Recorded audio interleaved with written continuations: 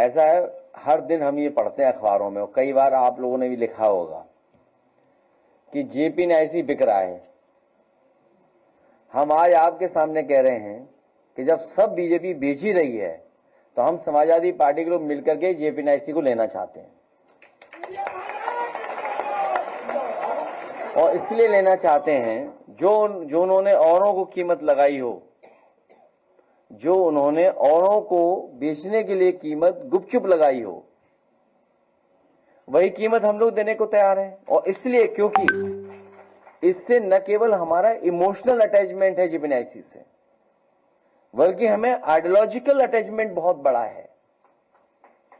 और ideological attachment के साथ साथ जिस समय इसको शिलान्यास किया गया था, उस समय देश के बहुत सारे सोशलिस्ट लीडर्स आए थे, जिसमें नेताजी, जॉर्ज फर्नांडिस साहब और अन्य लोग आए थे। और मैं ये दावा करता हूं कि जेपी नायसी और खासकर जो जयप्रकाश जी का म्यूजियम बना है, देश में किसी पॉलिटिकल लीडर का ऐसा म्यूजियम नहीं बना जो समाजवादियों ने जयप्रकाश जी को समर्पित किया है लखनऊ में। इसलिए न केवल हमारे साथ आइडियोलॉजिकल और इमोशनल, बल्कि हमारी ये उपलब्धि भी है कि एक नेता की लेगेसी को कैसे हम अगली पीढ़ी तक लेकर जाएं। इसलिए जब सब बीजेपी बेच रही है तो हम ये खरीदना चाहते हैं समाजवादी लोग मिलकर के। पूरे प्रदेश और देश के समाजवादियों से मैं अपील करूंगा कि वो हमें चंदा भी देंगे और हम ये लेना चाहते हैं। अगर सरकार को बेचने में दिक्कत हो, उनके पास तमाम एक्सपर्ट अधिकारी हैं। जैसे जब इन्हें मॉल बेचना था, प्लासियो मॉल की मार्केट प्राइस क्या है?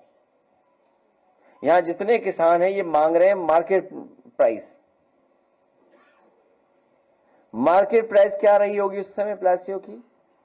आप इसी से अंदाजा लगा सकते हैं। एक स्पेस सूट वाले हैं डिप्टी सीएम, उन्होंने अपने ही मुख्यमंत्री, अपने ही सरकार के खिलाफ पत्र लिखा था। तो बात आपको समझ में आ रही होगी क्यों लिखा होगा पत्र। तो एक तो वो एक्सपर्ट अधिकारी हैं। दूसरा, समाजवादी पार्टी ने किसानों के लिए, उनकी मदद के लिए, सुविधा के लिए, उनके लिए एक बाजार क्रिएट किया था। न केवल बाजार क्रिएट किया था, बल्कि किसान अगर आए लखनऊ में अपना सामान लेकर के आए और कारोबार करना चाहे तो एक किसान बाजार बनाया था। सुनने में आया है कि आजकल सबसे मॉडर्न, सबसे हाई फाई जगह वो बन गई है, लेकिन वो किसान नहीं है, नई पीढ़ी के लोग हैं। वो किसान बाजार कैफे सेंटर बन गया है। किस नाम से जाना जाता है मैं तो नहीं जान रहा हूं, मैं तो एक ही बार गया हूं वहां पर। हाँ? नहीं, जो भी हो। और उसके बगल में किसानों को रुकने की जगह थी, जिसमें होटल बन गया बहुत बड़ा लाल रंग का। वो देखिए, लाल रंग हमारा था। हाँ? लाल रंग हमारा था, लेकिन वो लाल रंग नहीं हटा, होटल हट गया। किसान की जगह किसी उद्योगपति पहुंच गया। हमें कोई आपत्ति नहीं है। तो वो जो एक्सपर्ट लोग हैं, मैं केवल इन बातों को इसलिए कह रहा हूं कि वो एक्सपर्ट हैं कि कैसे कोई चीज बेची जाती है। ये सरकार एसेट्स नहीं क्रिएट कर सकती, सरकार एसेट्स को बेच रही है, क्योंकि कल हम और आप कंगाल हो जाएंगे। अभी मैं देख रहा था, भारतीय जनता पार्टी को कैसे पता है वॉर होने वाला है? मुझे कोई ये बताए, भारतीय जनता पार्टी को कैसे पता है वॉर हो रहा है? उनके ट्विटर हैंडल से, उनके मीडिया सेल से एक कहा कि वॉलंटियर्स हमें चाहिए जो लोगों की मदद करेंगे। उन्हें कैसे पता वॉर होने जा रहा है? ये सोचने की बात है। मैं आपसे कह रहा हूं, अरे देश बचाओ, हम सब बचेंगे तभी। आप बताइए बीजेपी कैसे इसको ट्वीट कर सकती है? आप पे भी होगा, अभी चल रहा, वाईफाई हमारा चल रहा नहीं चल रहा है?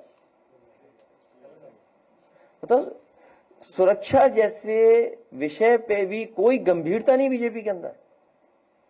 मुझे नहीं कहना चाहिए, क्योंकि मैंने मोबाइल ऑन किया तो अचानक आ गया, तो मैं अचानक बात कर रहा हूं आपसे।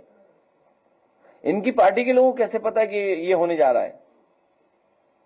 और फिर ये कोई दिखावटी और प्रदर्शन का वो नहीं है समय। आप अपने ट्विटर हैंडल पे डाल रहे हैं वॉलंटियर्स चाहिए हमें, आप पढ़िएगा, इंग्लिश में है चिट्ठी, क्या है, पढ़ दे कोई अगर पढ़ सकता है तो इंग्लिश में। हिंदी में क्यों नहीं दिया इन्होंने? किसी इसलिए कि कोई जाने ही ना। आप देखिए ना क्या बात है, the ministry of home affairs क्या ये वॉलंटियर चाहिए ना, वॉलंटियर बीजेपी ट्वीट कर रही है, बताओ। सरकार कहे तो अलग बात है,